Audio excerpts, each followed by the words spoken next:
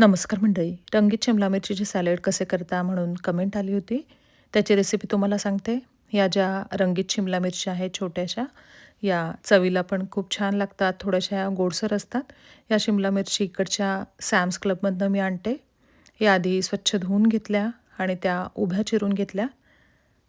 या सीडलेस आहेत, त्याच्यामध्ये सीड्स नाही आहेत. त्या उभ्या छान चिरून घेतल्या. त्यानंतर अर्धा कांदा घेतला. कांदासुद्धा उभा चिरून घेतला आणि ही सॅलडची सगळी तयारी करून ठेवली. एकीकडे बाकी जो स्वयंपाक करायचा होता त्यासाठी राईस कुकरमध्ये शेपू आणि मुगाची डाळ एकत्र शिजायला लावलेलं होतं. ते सुद्धा शिजून रेडी होतं. त्यानंतर लोखंडी पॅनमध्ये थोडंसं तेल घातलं. स्वयंपाकाला आवर्जून लोखंडाची अधूनमधून भांडी वापरते. हे जे लोखंडी पॅन आहे ते बरंच जड आहे आणि खोलगट पण आहे. हे पॅन मी इकडूनच घेतलेलं आहे, परंतु घेऊन भरपूर दिवस झाले, त्यामुळे कोणत्या दुकानातनं घेतलं हे सांगता नाही येणार. हे पॅन गरम झाल्यानंतर त्यामध्ये तेल घातलं.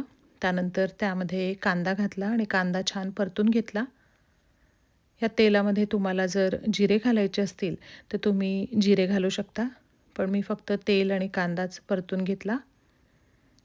त्यानंतर चिरून ठेवलेल्या ह्या ज्या रंगीत शिमला मिरची होत्या त्या घातल्या आणि दोन्ही पण एकत्र करून छान सगळीकडनं हलवून घेतलेलं आहे. त्यानंतर यामध्ये चवीनुसार मीठ पेरलं आणि वरून यामध्ये चवीनुसार काळे मिरेपूड पेरली आहे. यामध्ये फक्त मीठ आणि काळे मिरेपूड एवढंच मी घालते. तुम्हाला बाकी काही घालायचं असेल तर तुम्ही घालू शकता, पण असं सुद्धा हे खूप छान लागतं सॅलड.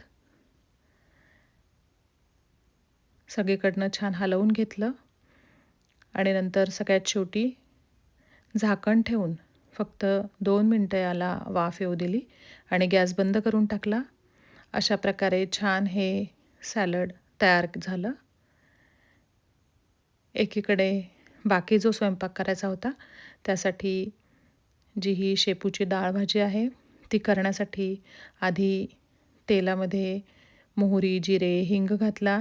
नंतर लसूण घातला, त्यामध्ये लाल मिरची घातली, हळद आणि तिखट घातलं आणि शेपूची डाळ भाजी तयार केली. त्यानंतर एकीकडे गरम गरम भाकरी केली.